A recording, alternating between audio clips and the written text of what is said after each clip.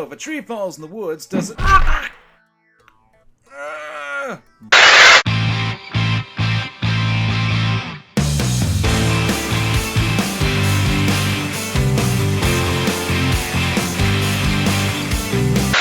So let's get serious, and let's talk about theory channels for a little bit. I generally do not like theory channels on YouTube, not because I'm against the idea of making video game theories. I actually encourage that, as it would seem to be quite enjoyable to come up with fan theories on your own favorite materials. It's one of the things that can spur a community to grow.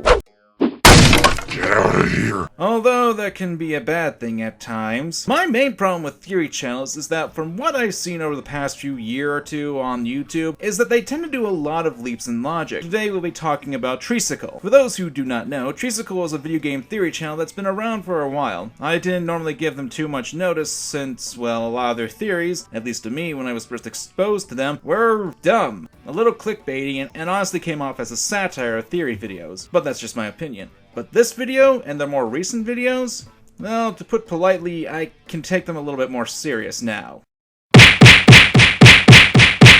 Arceus, I gotta get away from Pokemon sometime. They did a video called Poke Problems, How Pokemon Fail. Let's jump in, shall we? Pokemon! We all know this series. The games, the cartoons, the cards. I mean, this franchise is huge. And why wouldn't it be? They got everything right. Look at these cute, adorable creatures. Oh, and they can kick the shit out of each other. It's the perfect combination for men and women alike. But what about the dead? Way to be insensitive to living in pain. Before I seriously get into this, I want it to be known that I'm a huge Pokemon fan and loved the game, shows, and cards. But let's really take a look at these games for a second. I feel like everyone enjoys playing them, talking about them, making theories about them. Hell, we're even guilty of that last one. But isn't it time for us to analyze them critically? Sure, we all had some fun back in the day, but everyone got caught up in the Pokemania and was all like, OMG, Pika-Pee! And this right here, folks, is what made me stop and tilt my head. The series has been around for 20 years, and considering there had been an image going around that did analyze said gameplay of the first games, showcasing its flaws, and the games have already been analyzed by many people critically. Now, don't take this to mean that you can't analyze something again, and bring something new to the table, and you can consider this interjection a nitpick, but this comes off as weird as there have been plenty of people online already who already analyzed the games critically. Also, I would have loved to see how you critically analyze something as a kid, since back in the day, a lot of fans were little kids who just wanted to play the games for fun.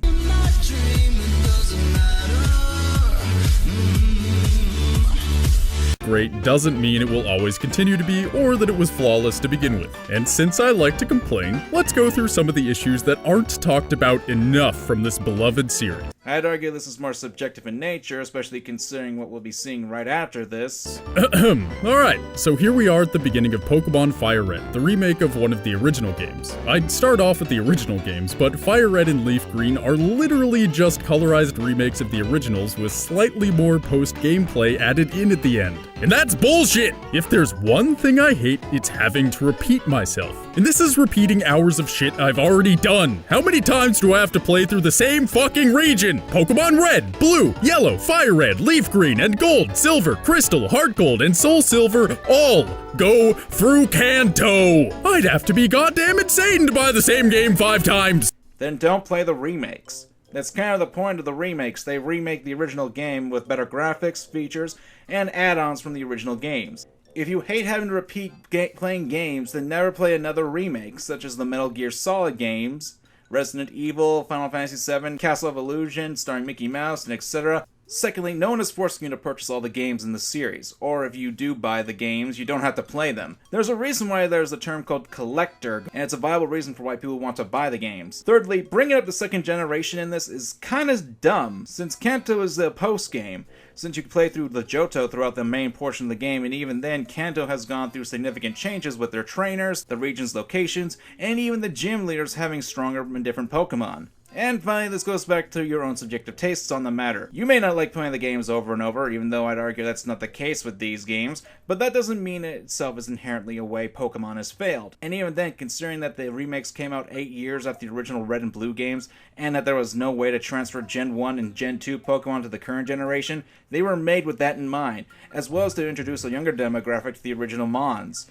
Same can be said for the Johto remakes as well. They may be the same games in your eyes, but they were still a means to cover issues that the games had already had before the remakes. Fuck! If I was a dog, I wouldn't even be able to tell the goddamn difference between them! It's just the color! Or, you know, the graphical upgrades, the fact that you can play as a girl, and blah blah blah, nitpick for a nitpick.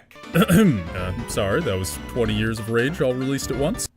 Then that was some real lackluster rage. And don't you start, commenter, who I'm assuming is a snot-nosed 30-year-old who still lives in his parents' basement and is starting to bald. They are slightly different, sure, but anyone with a brain can see that the differences in these games is a money-making scheme, and a good one at that. The idea to have multiple versions of the same game was thought of by Nintendo's famous Shigeru Miyamoto. All you fuckers who didn't think he was involved in Pokemon, just look it up. Sure, he wasn't super involved past the first generation, but one of his personal ideas for the games was to create two versions, neither having all the Pokemon necessary to complete the Pokédex. You sly little minx, Miyamoto. I knew you were good, but seducing thousands of people to buy the same game over and over? I have to salute the guy. It's the brilliant you want what you don't have, or the grass is always greener, or some other stupid cliche. Or, you know, it was to emphasize the trading aspects of the games, something that is now an iconic feature of said games. I'm not going to say that the games weren't made to get money. It's kind of the point of every commercial game in some aspect, but considering that nowadays you can trade for pretty much everything you need, you don't need to purchase another version of the game unless you want to go for the other purposes such as nuzlocking, or modding, or just plain collecting. Whatever floats your boat. What I'm getting at here is that this was an issue that was already fixed when global trading went up. People went berserk for it. The trading, the need to finish your Pokédex, the flaming determination because you gotta catch them all. How many of you have gotten ridiculously angry for not catching a Pokemon? You save right before any tough fight because if you miss, insert random legendary Pokemon here, you won't ever catch it. It would be a stain on your otherwise perfect Pokédex. Either that or trade for them on, and even then the "got 'em catch 'em all" slogan has been dropped for quite a while until recently. In fact, X and Y games showed off that you can play the games however you want, and that was one of the points the two games had. You don't have to fill out the Pokédex to be a good trainer. Even then, thanks to the Pokemon Bank, you wouldn't have to re-waste hours of trying to catch Pokemon again that you already caught. Once again, that has been an issue that's already been fixed. And before someone brings out the point out the ads of the Pokemon games, that kind of shows an inconsistency in the advertisements from said games. And I'd argue that's more for nostalgia's sake than anything else and nothing new for the series. It's because of this ridiculous desire to complete things that Pokemon does such a good job of fucking with us. The same epidemic happened with Five Nights at Freddy's. We all wanted to know what in the hell was happening. We needed to complete the puzzle. And it kept us gamers coming back over and over again. But even if each generation of games had only one version, one of Pokemon's core problems is that the game's idea of difficulty is grinding. Oh no, grinding in a Japanese RPG, oh no. Look, once again, this is not that big of an issue, and it depends on the trainer themselves. And while grinding can be seen as an issue with the games, I'd argue it's a very, very small issue, because there's plenty of trainers that you can battle to get to an adequate level to progress through the gyms. And if you're talking about grinding, I don't think Pokemon is the one you want to go with as an offender of this. I can name off a very worse offender, and that's Final Fantasy VIII, where you had to not only grind for levels, but you had to grind for the junction system just to get magic and equip it to boost your stats in the game. But I'm jumping the gun here, let's see what... For those who don't know, grinding is a gamer term taken from the act of grinding one's genitals on another's, of the opposite or same sex, in a seductive manner. Since none of us gamers ever got to do that, but we like thinking about it, we associate it with another hard task. Doing sex joke! Ha ha! Not funny, subjectively. And you wanna know why I don't think it's funny? Oh, because it plays the old stereotype that gamers can't get, you know, a relationship. What the actual... the same thing over and over again to become stronger. Pokemon is a game that requires no skill, because no matter what, win, lose, whatever, your Pokemon will continue to grow. So eventually, whatever was kicking your ass before will no longer be able to. This isn't skill, this is learning patterns or finding effective strategies to beat your opponent. There's no real level of difficulty, it's just fight till you win, and that's it. If you disagree, explain to me how Twitch beat Pokemon. That's literally random buttons being hit and they cleared the game. This is a vast difference from other games where you need to hone your actual skills as the game gets harder. Alright, I'm gonna address the no real skill thing in my next interjection. I want to focus on the Twitch plays portion, since I think it's a real BS argument on here. You wanna know why? Because there's been other Twitch plays with much more difficult games, such as Fallout 3, Halo, and even a Metal Gear Solid game. Are those games so simple and require no skill to complete?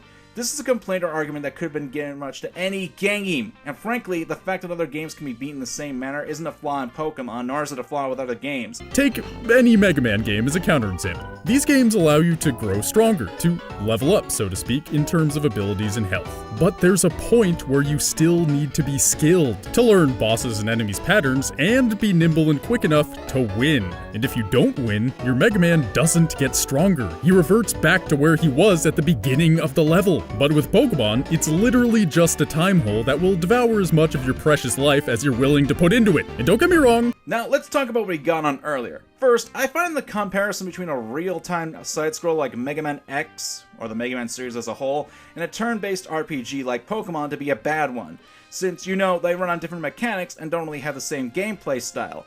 Even then, going up against the same boss again and again and again in a game like Mega Man, learning the ins and outs of what they can do. This isn't skill, this is learning patterns or finding effective strategies to beat your opponent. Whoops, that fell out of my pocket. Yes, that can apply to games like Mega Man X, which, by the by, most of the bosses have a counter to by beating previous bosses and gaining their weapon.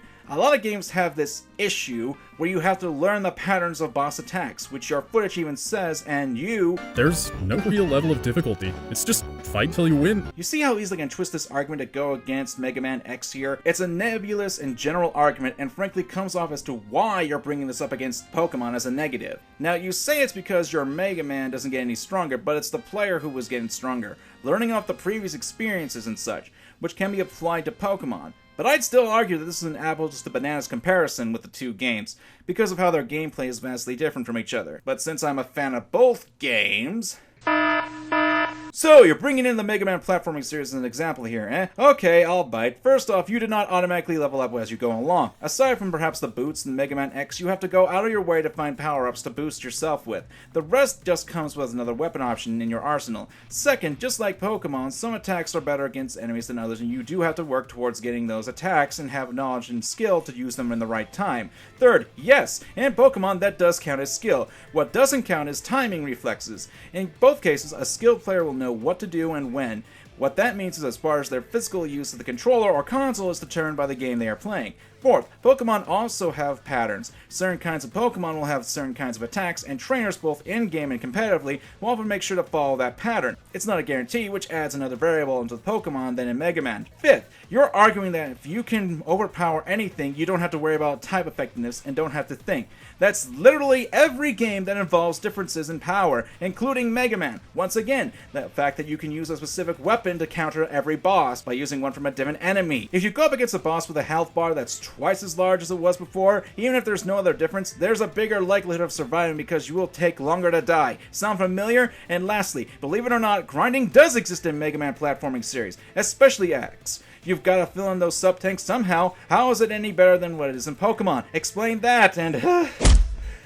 I didn't know I had lungs. I understand that the effectiveness of types plays a major role in Pokemon and beating the gyms. But if I continue to train my Charmander until he's as strong as fuck Charizard, I guarantee you Misty's stupid Starmie isn't going to stand a chance. No matter what, if I keep trying, even if I have no skill and have a brain, I will still eventually win. But I fucking hate grinding. Then why play an RPG? Most RPGs do have a grinding issue, but Pokemon? Like I said, it's gotta be one of the least offenders in this aspect. Especially in the latest generations, where there's pretty much every trainer you fight can give you an EXP to challenge the gyms or the island challenges, at least level-wise. I don't know what people find fun about it, and the game is specifically set up to have you grind. Why do I have to keep facing these Zubats? If I wanted to grind, can't I just have a button to search for wild Pokemon? It would be way faster, and I wouldn't have to hurt my fingers pressing down on the buttons too hard from frustration. But no! That's why they created something called Sweet Scent. While not in the latest generation, it can be a move that you could use to get wild Pokemon to come to you. Or you could use the item Honey. It pretty much does the same thing, and it's an item that you can use. Already something that the game's fixed. The game makes me grind because every grassy, watery, snowy, or cavey area just gets to decide when I encounter something. I get that the idea is I'm on an adventure and I don't know what's gonna be around every corner. But these battles end up taking either one hit because I'm strong as shit, or I just run away in the end because I'm too tired of fighting pointless battles. Then buy a Repel, something that's been in the game since Generation 1. Once you get to Cerulean City, spend all your money on repels then. Or hell, have a Pokemon with Intimidate or Keen Eye in your party's front line. It has the same effect as Repel ever since Pokemon Emerald, but it's not as effective. But I'm just saying, once again, an issue that's already been cleared up.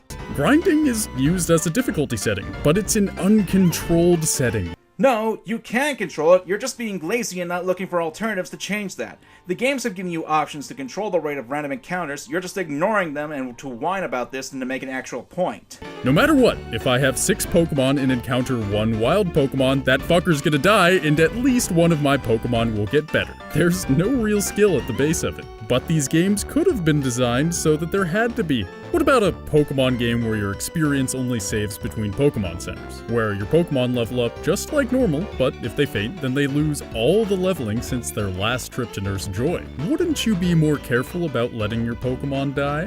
Doesn't that make the game sound tougher, but also more satisfying? Right now. First, thanks for something that's akin to a Nuzlocke. Secondly, that sounds like a terrible idea, at least with how you're putting it, since it sounds like it'd be a massive time waster, so you'd be making the grinding even worse.